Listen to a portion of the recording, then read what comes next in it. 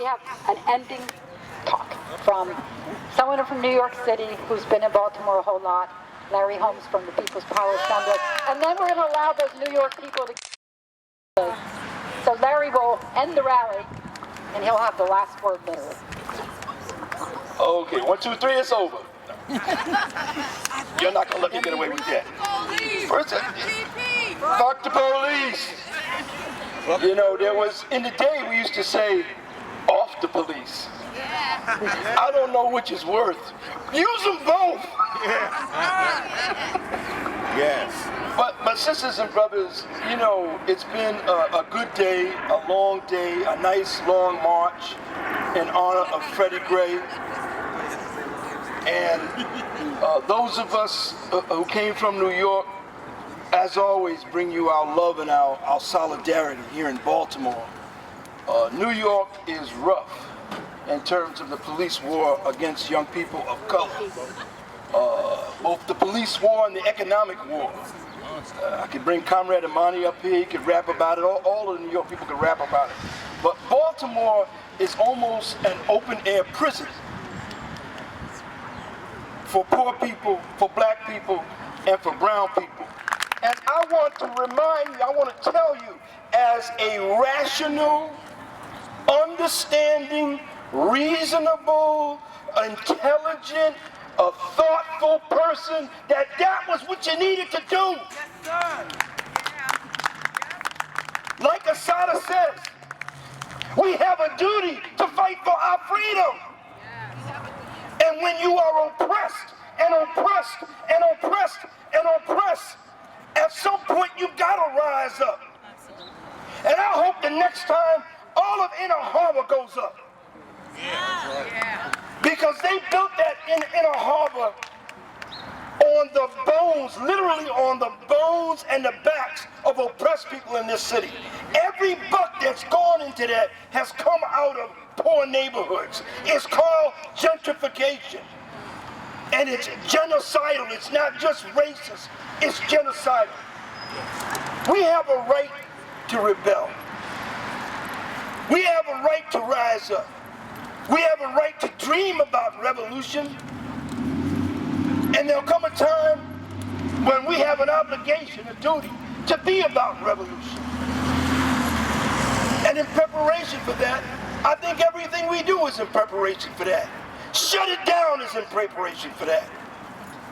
And I want to just tell you, sisters and brothers in Baltimore, or North Carolina, or from wherever you're from, I know that it gets frustrating, especially when the police keep killing people, keep beating people up, and the jails get larger and larger, and mass incarceration continues. And we've been marching, and we've shut down highways, and we've done this, and we could just name all the sisters, and the trans people, and the queer people, and the brown people, and the black people who have been murdered. And it doesn't stop. It doesn't stop.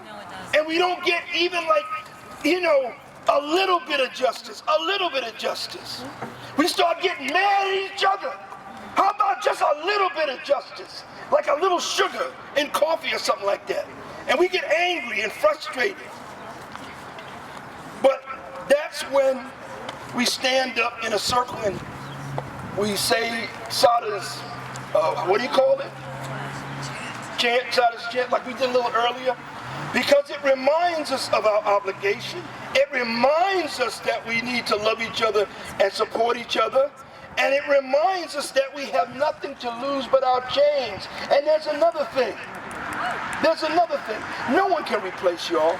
We need more people like you. We need more revolutionaries. But let me tell you something. You may forget it in a moment of anger and frustration.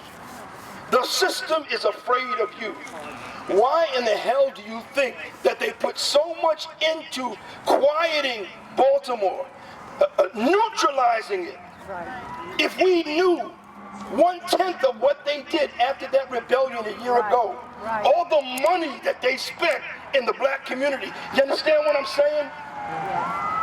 All the machinations that the media went through, the political establishment, etc., to quiet things down, to isolate those of you who are still trying to rise up for justice for Freddie and the other victims of police terror.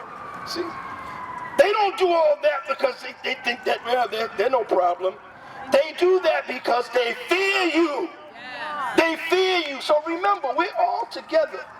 I mean, in New York, we gotta, you know, we're bigger, but it's similar. It's just different. Right now, we're dealing with the fact that a young black man was murdered for the crime of being black and being in a hallway in a public housing project in Brooklyn by the name of Arcade Gurley. Y'all recognize that name? Yes. And the cop was charged, manslaughter, convicted, and just as they were convicting him, the system telegraphed the fact that we're going to give him a tap on the wrist. He may not serve a day in jail. We'll find out. And we're all outraged. So talk about frustration and anger and rage enough to make your head explode. That's what we're feeling in New York. But when we come here and we embrace our sisters and brothers here in Baltimore, and we see our sisters and brothers from North Carolina, and maybe from Philly, and maybe from DC and some other places, we remind ourselves of what Assata said.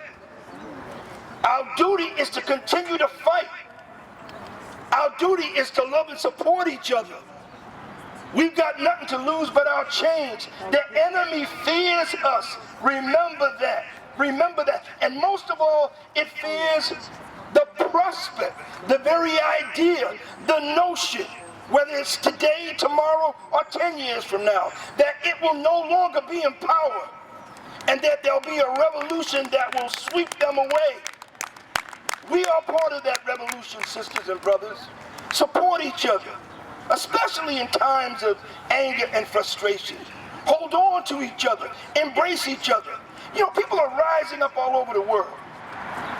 I didn't even know this. In Paris, students are doing an occupation in front of, you know, the place where the president governs from. And not just in Paris, cities all over France. I mean, that's just one example. Our Palestinian sisters and brothers, you know. A lot of these people, I mean, we're not crazy about Bernie Sanders. You know, if he's a revolutionary, the R is so small, it's invisible. But a lot of people believe that he is fighting Wall Street, that he's fighting the system. And it's important to take note that millions of people are supporting him.